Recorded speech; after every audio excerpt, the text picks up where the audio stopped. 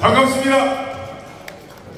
ROTC 30기 고영일 변호사입니다.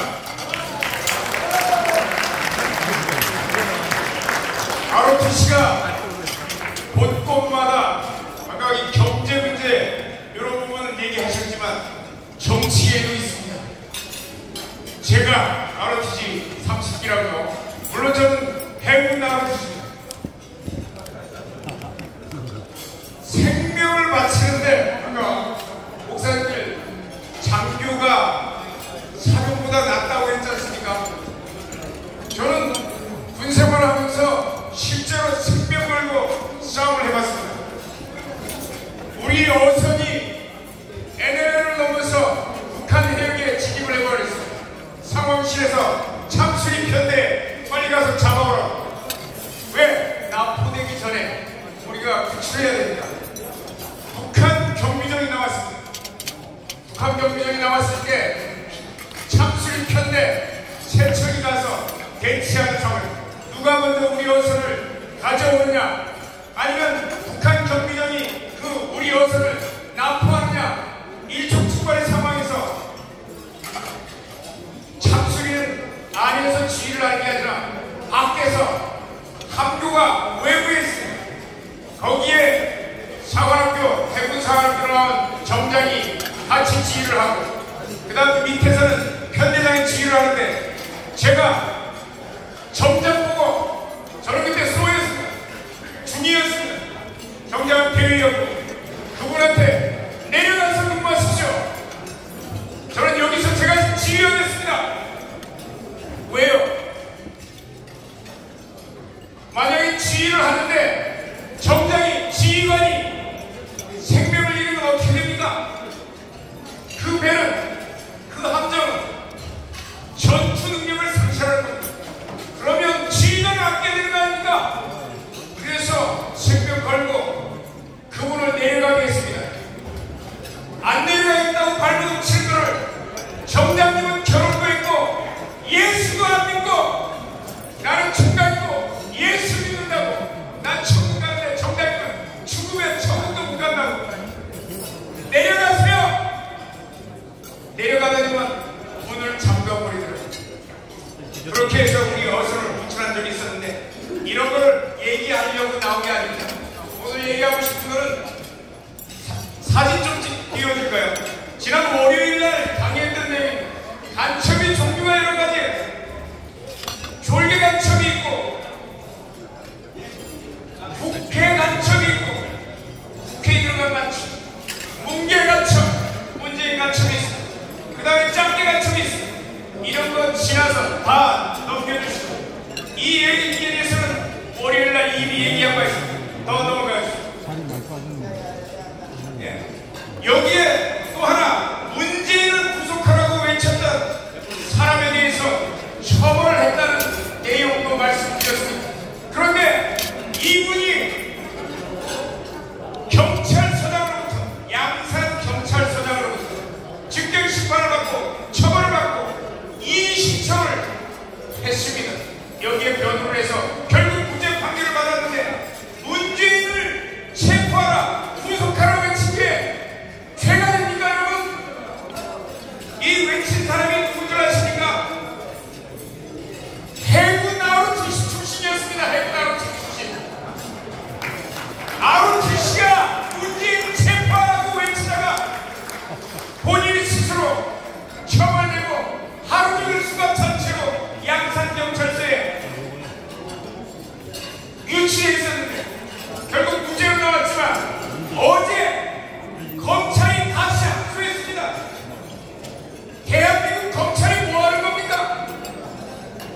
문재인을 체포하라고 외친 사람을 구속하고 무죄 판결 받아냈더니 또 학수하고. 대한민국의 공무원 사회, 공직 사회에 들어가 있는 간첩이 얼마나 많은지 넘겨주십시오. 넘겨주십시오. 다시 넘겨주십시오. 네. 그 전사님,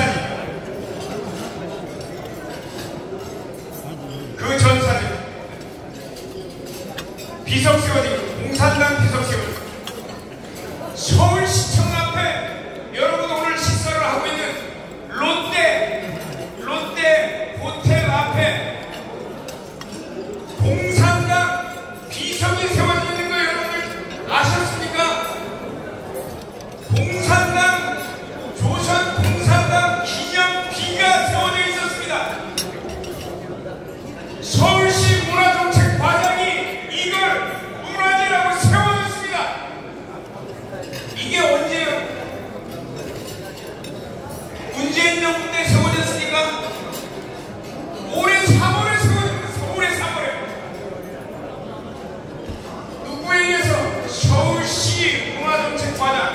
그리고 현재 대한민국에 노동당이 있습니다.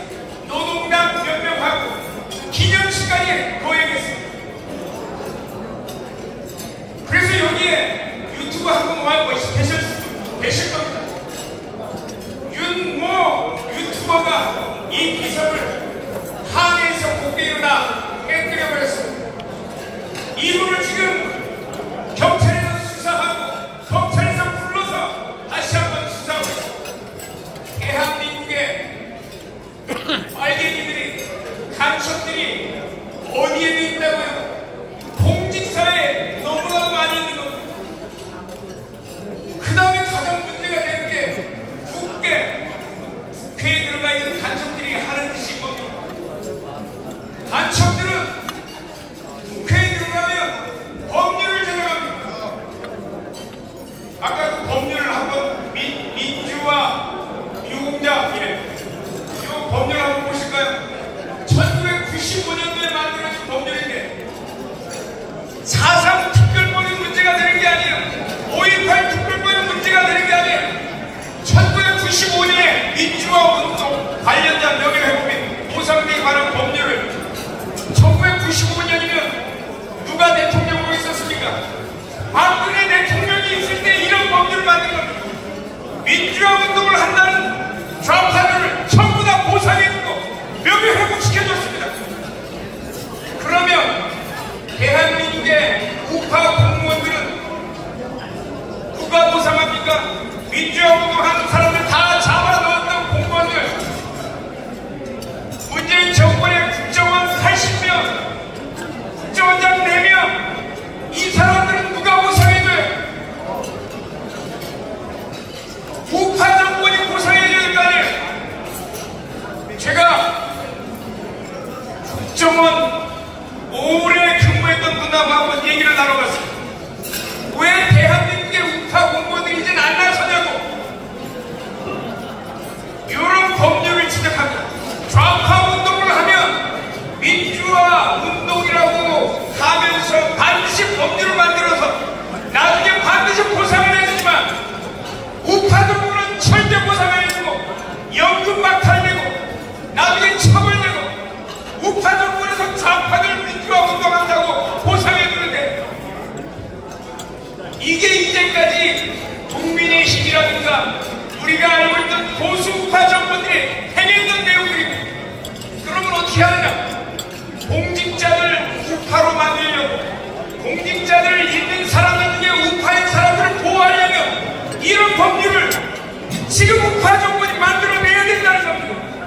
그래야 연금도 회복시켜주고 명예도 회복시켜주고 보상도 해주고 이게 안 되면 공직사회에 있는 우파들은 움직이지 않고 복지부동할 것입니다. 이걸 어떻게 만듭니까? 현재 국힘당을 믿으면서 그들이 이런 법률을 만들어줄 거라고 생각하십니까? 천만의 말씀 만만의 공덕입니다. 그래서 여기에 와 있는 장교 출신들이 사병보다 낫다고 하지 않습니까? 여러분 사병보다 낫습니까? 사병보다 나으면 이번에 장교단이 자유마을에 가장 축적인 역할들을 하시면서 내년 200석 하는데 여러분들의 도움이 필요합니다. 어떻게 해요? 정광 목사님 맨 초반에 말씀하셨습니다. 현역에 어떻게 해요? 복귀하라고. 여러분 전부 다 현역에 복귀하실 거면 만세 한번 부르고 들어가겠습니다. 여러분 전부 다 현역에 복귀하실 겁니까? 네. 내년 4월 10일 여러분들이 현역에 복귀할 때 찬란한 법률이 여러분들을 위해 기다릴 겁니다. 보상해주고 명예회복시켜주고 그동안 피를 흘리면서 정파와 싸워 오면서 희생당했던 모든 국민들에게 보상이 돌아가는 법률들이 제정될 것입니다. 감사합니다.